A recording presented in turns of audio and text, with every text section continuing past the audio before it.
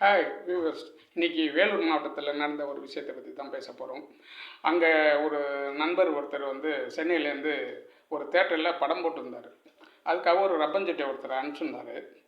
அந்த ரப்பு போய் அந்த தேட்டரில் போய் இப்போ கவுண்ட் பண்ணி எவ்வளோ டிக்கெட் இருக்குன்னு சொல்லணும். அதுக்காக ஒரு லெட்டர் ஒன்று கொடுத்து அனுப்பிச்சிருந்தார். அந்த தேட்டருடைய மேனேஜர் நம்பரும் கொடுத்துருந்தார். கொடுத்து கான்டாக்ட் பண்ணிக்கப்பா, ஏன்னா அவர் புதுசு அந்த ஊருக்கு, இவர் சென்னைக்காரர் அவர். சரி, அங்கே போய் ஃபோன் பண்ணிட்டு எப்படி போகணுன்னு கேட்டுக்க சொல்லி நம்பரு கொடுத்தாரு. அந்த ரப்பஞ்சட்டியும் ஃபோனை வாங்கி மேனேஜருக்கு ஃபோன் பண்ணி கேட்டார். அவர் இதுமாதிரி வழியெல்லாம் சொன்னார். இந்த பஸ்ஸில் வாங்க, அங்கே வந்து இறங்கிக்கிங்க, நம்ம ஒரு மெயின் ரோடு இருக்கும், அதை விட்டு இறங்கி வாங்க, ஒரு ஆறு ஒன்று இருக்கும், அந்த பக்கம் வந்துருங்க, அது ஏத்தாப்புல பார்த்தா தேட்ரு அப்படின்னு சொல்லிட்டார் அவர். இவரும் கரெக்டாக அதுமாதிரி 9 மணிக்கெலாம் காலையிலேயே ஆரம்பிச்சிருவோம், நீங்கள் வந்துடுங்க, சீக்கிரமாக வந்துடுங்கன்னு சொல்லிட்டாரு. இவரும் நைட்டில் கிளம்பி போயிட்டார். அங்கே கரெக்டாக ஒரு 8:30 மணிக்கெலாம் போய் இறங்கிட்டு அவர் சொன்ன மாதிரியே அந்த பஸ் ஸ்டாப்பு ஏத்தாவில் பார்த்தா ஒரு ஆறு.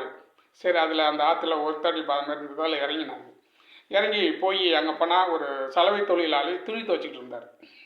அவர்கிட்ட போய் கேட்டார், இதுமாதிரி பேரை சொல்லி இந்த தேட்டருக்கு போகணுங்க, கொஞ்சம் எப்படி போகணுன்னு சொல்லுங்கள் அப்படிங்கும்போது, அப்போ அந்த சலவை தொழிலாளி சொன்னார், கொஞ்சம் நேரம் பொறுப்பா, இந்த துவைச்ச துணியெல்லாம் கட்டி அந்த கழுதை மேலே ஏற்றிடுவேன், அந்த கழுதை போகும், அந்த வழியாக தான் போகும், கொஞ்சம் தூரத்துலேயே அந்த தேட்டர் இருக்குது அப்படின்னு சொன்னார்.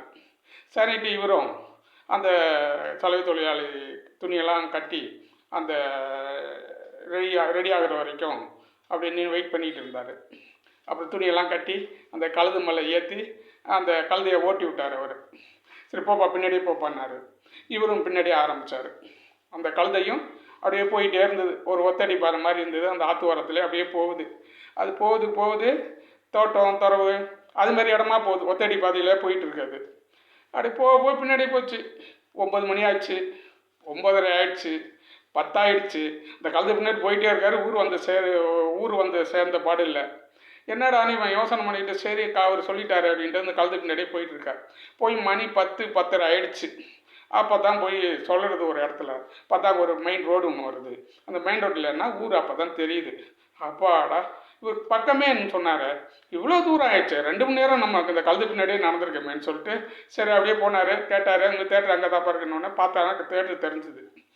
தேட்டர்கிட்ட போயிட்டு அங்கே போனாக்க மேனேஜர் இருந்தார். மேனேஜர் போய் லெட்டரை கொடுத்தாரு.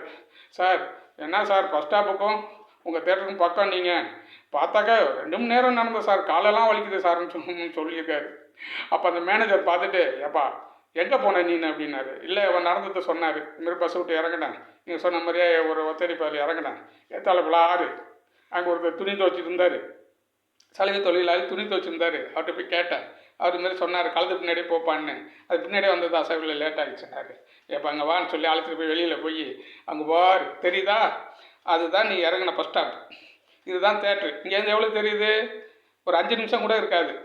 நீ இந்த கழுதை பின்னாடி போயிட்டு ஏன் அவன் அது பின்னாடியே போனேன், யாரும் கேட்கக்கூடாதான்னு சொன்னார். இல்லை சார், அது போனது எல்லாமே யாருமே இல்லை, ஒருத்த கூட எத்துல வரல சார், அது மாதிரி இடமா போச்சு சார் அப்படின்னாரு. எப்பா, அதே கழுதையை நம்பி நீ போகலாமா அப்படின்னு உழுந்து சிரித்தார். நன்றி, வணக்கம்.